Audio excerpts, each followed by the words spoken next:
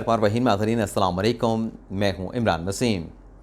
नाज़रीन, आइन के मुताबिक पंजाब और खैबर पख्तूनख्वा में असम्बलियाँ तहलील होने के बाद 90 रोज़ के अंदर इंतखाबात होने हैं।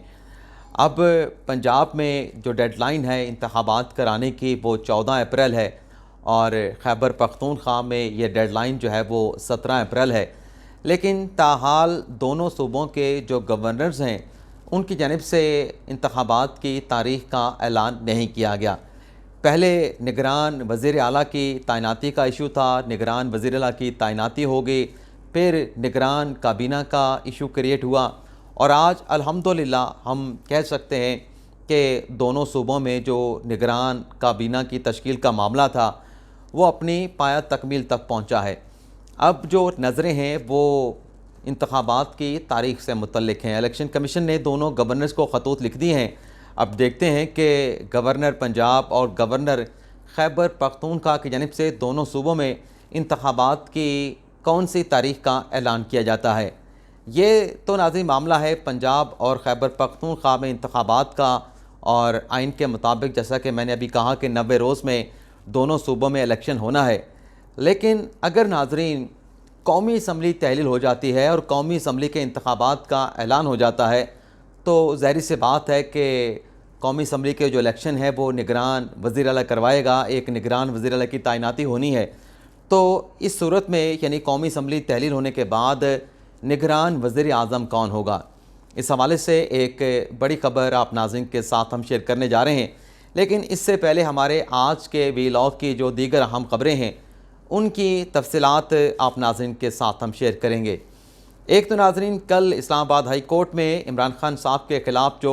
नाअहली का केस है उनकी मुबैना बेटी टैरियन से मुतल्लिक़, जिसमें आखिरी समाअत में इमरान खान साहब के वकील सलमान अकरम राजा पेश हुए थे और उन्हें 1 हफ़्ते का अदालत की जानिब से वक्त दिया गया था। अब ये वक्त किस मामले पर दिया गया था वो आगे चल के वो भी आपके साथ हम डिस्कस करते हैं। लेकिन नाज़रीन कल की समाअत से 24 घंटे पहले या 16 घंटे पहले जो खान साहब के वकील हैं सलमान अकरम राजा, उनकी जानिब से एक मुतफ़र्रिक़ दरख्वास्त जो है वो इस्लामाबाद हाई कोर्ट में दायर की गई है, जिसमें उन्होंने इस्लामाबाद हाई कोर्ट से 1 हफ़्ते की मोहलत मांग ली है, 1 हफ़्ते का वक्त मांग लिया है। सलमान अकरम राजा साहब ने अपनी मुतफ़र्रिक़ दरख्वास्त में ये कहा है कि वो अलील रहे और वो जो जवाब उन्होंने इमरान खान साहब का तैयार करना था वो जवाब भी तैयार नहीं कर सके, और अपनी अदालत के दौरान उन्होंने ये भी कहा कि इस जवाब की तैयारी में जो उन्होंने इमरान खान साहब के साथ मुशावरत करनी थी, इस मेरी अदालत के बायस जो है मैं इमरान खान साहब के साथ ना मुलाकात कर सका ना मैं मुशावरत कर सका, तो मुझे 1 हफ़्ते का मज़ीद जो है वो वक्त दिया जाए। अब ये सलमान अकरम राजा साहब ने दरख्वास्त तो इस्लामाबाद हाई कोर्ट में दायर कर दी है, लेकिन गुज़िश्ता समाअत में नाज़रीन यही सलमान अकरम राजा साहब थे जिन्होंने इस्लामाबाद हाई कोर्ट के चीफ जस्टिस आमिर फ़ारूक साहब से कहा था कि हमने इमरान खान साहब का जवाब जमा करवा लिया है, और हम वो जवाब जब हाई कोर्ट में जमा करवाने आए थे तो रजिस्ट्रार की जानिब से एतराज़ लगाया गया था कि इमरान खान साहब को ख़ुद आकर उनका जो जवाब है उसकी बायोमेट्रिक वेरिफिकेशन कराना होगी। तो जज साहब ने उन्हें ये मोहलत दी थी कि अब तो बायोमेट्रिक वेरिफिकेशन के बहुत सारे आउटलेट मौजूद हैं, आप किसी भी आउटलेट से जाके इमरान खान साहब की बायोमेट्रिक वेरिफिकेशन कराएँ और ख़ान साहब का जो जवाब है वो आप उस बायोमेट्रिक की जो रसीद है अटैच करके आप हाई कोर्ट में जमा करवा सकते हैं। तो वह जवाब मुकम्मल था, सिर्फ बायोमेट्रिक वेरिफिकेशन का मामला था। लेकिन अब इस मुतफ़र्रिक़ दरख्वास्त में सलमान राजा साहब ने एक नया मौक़िफ़ जो है वो अदालत के सामने रखा है। लेकिन बहरहाल कल इस केस की समाअत होने जा रही है, देखते हैं कल इस प्रोसीडिंग के हवाले से क्या डेवलपमेंट होती है। ज़ाहिर सी बात है कि वक्त तो मिल जाना है, लेकिन कुछ ना कुछ रिमार्क्स तो जज साहब की जानिब से इस मामले पर आने हैं। दूसरी खबर नाज़रीन, कल जब इमरान खान साहब के इस केस की समाअत हो रही होगी तो कल जुमे के रोज़ जो इस्लामाबाद के मजिस्ट्रेट की जानिब से फवाद चौधरी साहब का 2 रोज़ा जिस्मानी रिमांड दिया गया था,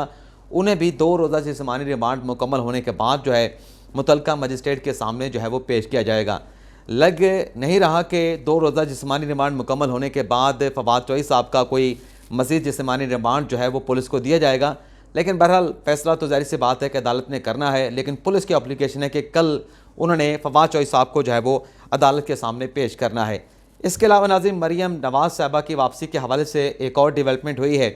मरीम नवाज़ साहबा लंदन से बरास्ता दुबई जो है वो लाहौर पहुँचेंगी, और अब ये कहा जा रहा है कि ये जो मरीम नवाज़ साहबा की वापसी है वो बिज़नेस क्लास की बजाय इकोनॉमी क्लास के ज़रिए और पाकिस्तान एयरलाइन यानी PI के ज़रिए जो है उनके ये लंदन से पाकिस्तान वापसी होगी। अगली खबर नाज़रीन परवेज़ इलाही साहब से मुतल्लिक है, और परवेज़ इलाही साहब से मुतल्लिक आजकल जो है वो तवातर के साथ बुरी खबरें सामने आ रही हैं। खबर नाज़रीन यह है कि परवेज़ इलाही साहब ने जो अपने बतौर वज़ीर आला आखिरी अयाम में लाहौर मास्टर प्लान के एक प्रोजेक्ट की मनसूबे की जो मंजूरी दी थी,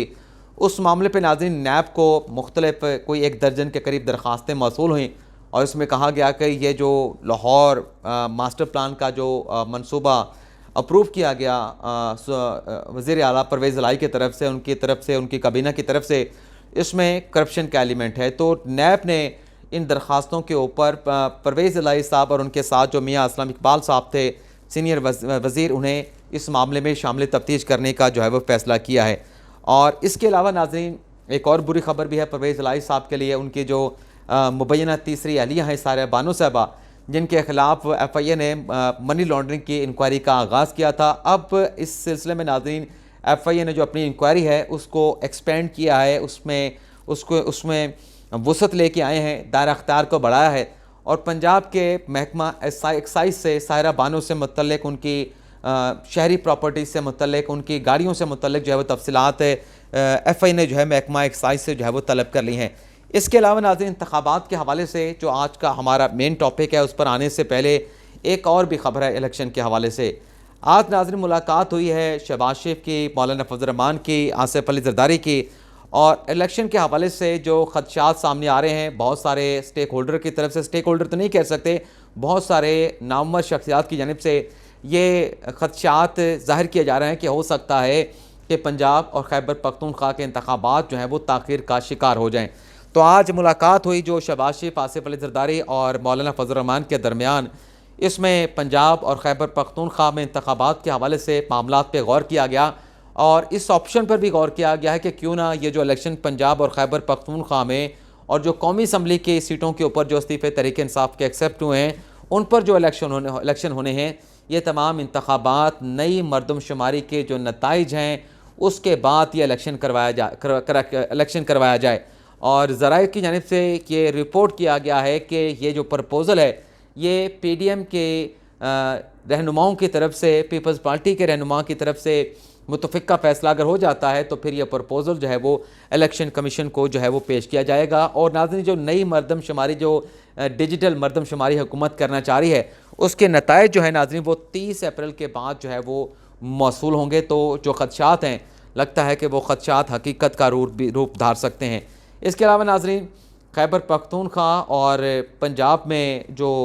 कंपोजिशन थी निगरान काबीना की वो मुकम्मल हुई, और पंजाब की काबीना में नाज़रीन जहां मोहसिन नकवी साहब सहाफ़ी थे, निगरान वज़ीर आला बने, वहीं काबीना में आमिर मीर साहब जो कि सहाफ़ी हैं, हामिद मीर साहब के भाई हैं, उन्हें भी निगरान काबीना में जो है वो शामिल किया गया है। इसके अलावा नाज़रीन खैबर पख्तूनख्वा और पंजाब में जो साबिक़ हुकूमत थी परवेज़ इलाही साहब की, तहरीक इंसाफ की, खैबर पख्तूनख्वा में इमरान खान साहब की हुकूमत थी, तो इन दोनों हुकूमतों के जो साबिक़ वज़रा आला थे, जो साबिक़ वज़ीर थे, और जो SAPM थे या मुशीरान थे वज़रा आला के, उन्हें जो सिक्योरिटी दी गई थी, इस हवाले से दोनों हुकूमतों ने यह फ़ैसला किया है कि इजाफ़ी जो सिक्योरिटी है जो नहीं बनती, वो सिक्योरिटी जो है वो तमाम साबिक़ वज़रा और वज़रा आला से जो है वो वापस ली जाएगी। अच्छा नाज़रीन, तमाम सियासी ख़बरों के अंदर एक खुशखबरी भी है। वो खुशखबरी क्योंकि आजकल डॉलर का रेट जो है बढ़ना शुरू हो गया है, और डॉलर का रेट बढ़ेगा, महंगाई का तूफ़ान आएगा। डॉलर का रेट बढ़ेगा तो पेट्रोलियम मसनूआत की कीमतों में इजाफा होगा, पेट्रोलियम मसनूआत की कीमतों में इजाफा होगा तो ज़ाहिर सी बात है कि महंगाई में भी दूसरी सूरत में भी इजाफा होगा। यानी एक डॉलर की कीमत बढ़ने से महंगाई आएगी, दूसरा जो पेट्रोलियम मसनूआत की कीमतें बढ़ेंगी, डॉलर की कीमत बढ़ने से उस पर भी महंगाई में जो है वो मज़ीद इजाफा होगा। आज नाज़िम मुसद्दिक मलिक साहब जो कि मिनिस्टर हैं, वज़ीर ममलिकत हैं, उनकी जानिब से इस बात का ऐलान किया गया है, बल्कि खुशखबरी का ऐलान किया गया है। लेकिन ये खुशखबरी पूरी होती है नहीं होती, इस हवाले से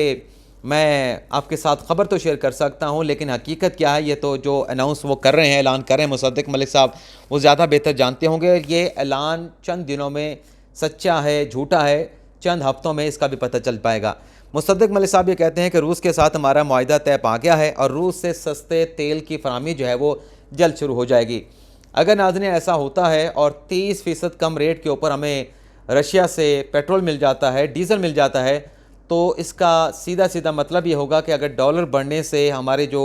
पेट्रोलियम मसनूआत की कीमतें हैं, ये यानी पेट्रोल अगर 260-270 रुपये तक चला जाता है, तो 30% जब इसमें से हम अमाउंट निकालेंगे तो ये हो सकता है कि हमें 200 रुपये लीटर पेट्रोल मिले। अगर ये हो जाता है, अल्लाह करे ये हो, और पाकिस्तान की आवाम को इसका फ़ायदा होगा। लेकिन देखते हैं कि कब रशिया से सस्ते तेल की जो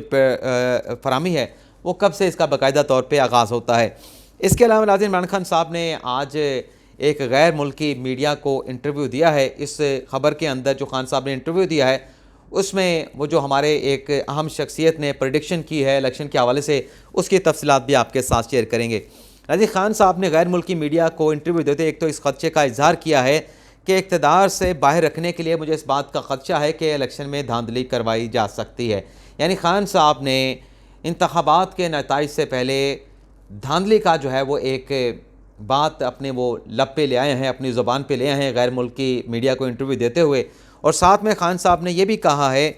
कि फ़ौरी तौर पे अगर हमारी हुकूमत आई, यानी मरकज़ में कौमी असम्बली जब भी तहलील होती है, निगरान वज़ीर-ए-आज़म कौन होगा उस पर भी अभी तफसीलात आपके साथ भी कुछ देर में शेयर करते हैं। लेकिन खान साहब कह रहे हैं कि अगर हमारी हुकूमत आई तो फ़ौरी तौर पर हम IMF से रिजू करेंगे। अब जो डॉलर का रेट बढ़ रहा है, जो महंगाई बढ़ रही है, और डॉलर का रेट बढ़ने से जो पेट्रोल और पेट्रोलियम मसनूआत, बिजली, गैस की कीमतों में इजाफा होगा, अभी PTI के लोग जो है वो इस पर क्रिटिसाइज़ कर रहे हैं कि ये आखिर क्यों महंगे हो रहे हैं। और कल खान साहब कह रहे थे कि आखिर कौन से क़यामत आ गई कि पेट्रोल, बिजली और गैस की कीमतों में इजाफा करना पड़ा। तो ये खान साहब जो मुआहिदा करके गए थे IMF के साथ, जिन्हें खान साहब ने खुद ही झुटला दिया, खुद ही उसे ठुकरा दिया, उस मुआहिदे को आज हुकूमत पूरा करने जा रही है। हुकूमत कोशिश कर रही थी, मौजूदा हुकूमत इन कोशिशों में मसरूफ़ थी कि जो सख्त शराइत इमरान खान साहब IMF के साथ तय करके गए थे, उनकी शराइत मान के गए थे, उन्हें किसी तरीके से कम करवाया जाए, उन शराइत की सख्ती कम करवाई जाए। लेकिन हुकूमत जो है वो सख्त शराइत जो है वो कम कराने में, उसमें कोई नरमी लाने में कामयाब ना हो सकी। तो अब हुकूमत को जो है वो डॉलर को भी जो है वो फ्री छोड़ना पड़ रहा है, और IMF की शराइत के ऊपर पेट्रोल की कीमत भी बढ़ेगी, ऑटोमेटिकली डॉलर बढ़ेगा, उसकी वजह से भी बढ़ेगी, और बिजली, गैस की कीमतों में भी इजाफा करना पड़ेगा। अब जो खान साहब कह रहे हैं कि हम हुकूमत में आएंगे तो IMF के पास का जो प्रोग्राम है उसे हम जारी रखेंगे, IMF के साथ रजू करेंगे। तो जब खान साहब को IMF के पास जाएंगे तो तब क्या दोबारा से महंगाई का तूफान नहीं आएगा? अब तो आना ही है। लेकिन खान साहब क्रिटिसाइज़ कर रहे हैं कि IMF की वजह से अब इन्हें महंगाई करना पड़ेगी, इन्हें कीमतों में इजाफा करना पड़ेगा। तो खान साहब जब जाएंगे तो क्या कीमतों में इजाफा नहीं होगा, महंगाई में इजाफा नहीं होगा, बिजली, गैस, पेट्रोल की कीमतों में इजाफा नहीं होगा? यानी अपने लिए तो मीठा मीठा हप हप है और कड़वा कड़वा थू थू थू है। दूसरा अगर वही कर रहा है तो वो गलत कर रहा है। इसके अलावा नाज़रीन, एक लीगी रहनुमा है, उस लीगी रहनुमा ने नाज़रीन इलेक्शन लड़ने से इनकार कर दिया है, और ये लीगी रहनुमा मिफ्ता इस्माइल साहब हैं। वो ये कहते हैं कि मुझे वफाकी वज़ीर लगाना वज़ीर आज़म का अख्तियार था, मुझे हटाना भी वज़ीर आज़म का अख्तियार है, और मैं मुस्लिम नवाज़ में हूँ, मेरी अपनी एक राय भी है। लेकिन उन्होंने कहा कि मैं इलेक्शन नहीं लड़ूंगा। अब इससे पहले जब फैसल वाड़ा की सीट खाली होने के ऊपर जो कराची में ज़िमनी इलेक्शन हुआ था, उसमें PTI ने मिफ्ता इस्माइल साहब को टिकट दिया था, और इन्होंने पीपल्स पार्टी के जो कैंडिडेट थे जमाल मंदुखेल, कादर मंदुखेल, उनके खिलाफ इन्होंने इलेक्शन लड़ा, और इन्हें मिफ्ता इस्माइल साहब को जो है वो नाकामी का सामना करना पड़ा था। इसके अलावा नाज़रीन आ जाते हैं कि अहम शख्सियत ने पेशगोई क्या की है। वो नाज़रीन अहम शख्सियत हैं इरफान सदीकी साहब, टीचर हैं, वज़ीर आज़म के मामले ख़ुसूसी हैं। उन्होंने आज हामिद मीर साहब के प्रोग्राम में कहा है कि मुझसे लिख के रखवा लें, मेरा ये प्रोग्राम लोग देख भी रहे होंगे कि ये मेरा प्रोग्राम आपके पास रिकॉर्ड भी हो रहा है। उन्होंने कहा कि आप लिख के रख लें कि पंजाब में या खैबर पख्तूनख्वा में इमरान खान साहब अगर जीत जाते हैं तो खान साहब बल्ले बल्ले करेंगे, लेकिन अगर खान साहब हार गए, खान साहब को नाकामी का सामना करना पड़ा, तो खान साहब जो है वो धांधली का इल्ज़ाम लगा के नताइज एक्सेप्ट करने को से इनकार कर देंगे। और उन्होंने ये भी कहा कि खान साहब के नज़दीक साफ शफाफ इलेक्शन सिर्फ वो है जिसमें पाकिस्तान तहरीक इंसाफ जीते, और जिस इलेक्शन में तहरीक इंसाफ को नाकामी का सामना करना पड़े, वो इलेक्शन इमरान खान साहब का एक वतीरा है कि वो इलेक्शन जो है वो साफ शफाफ नहीं होता। इसके अलावा नाज़रीन, निगरान वज़ीर आज़म कौन होगा, इस हवाले से भी आप नाज़रीन के साथ, मेरे पास नाम नहीं है कि निगरान वज़ीर आज़म कौन होगा जब भी कौमी असम्बली तहलील करके कौमी असम्बली के इंतखाबात का ऐलान किया जाएगा। लेकिन अभी जो पंजाब के निगरान वज़ीर आला की तैनाती के मामले के ऊपर जो कंट्रोवर्सी क्रिएट हुई, और ख़ान साहब ने जब मोहसिन नकवी साहब को पंजाब का निगरान वज़ीर आला बना दिया गया तो ख़ान साहब ने कहा कि निगरान वज़ीर आला जो है उनके ख़िलाफ़ रजीम चेंज की साजिश में इन्वॉल्व थे। तो मैं आज को आपको ये बताने जा रहा हूँ कि निगरान वज़ीर आज़म कौन होगा। अगर कौमी असम्बली की इंतखाबात की तारीख़ आने के बाद, कौमी असम्बली तहलील होने के बाद वज़ीर आज़म की तैनाती के मामले पर इमरान खान साहब की मुशावरत ना हुई या इमरान खान साहब के साथ मुशावरत हुई और उनके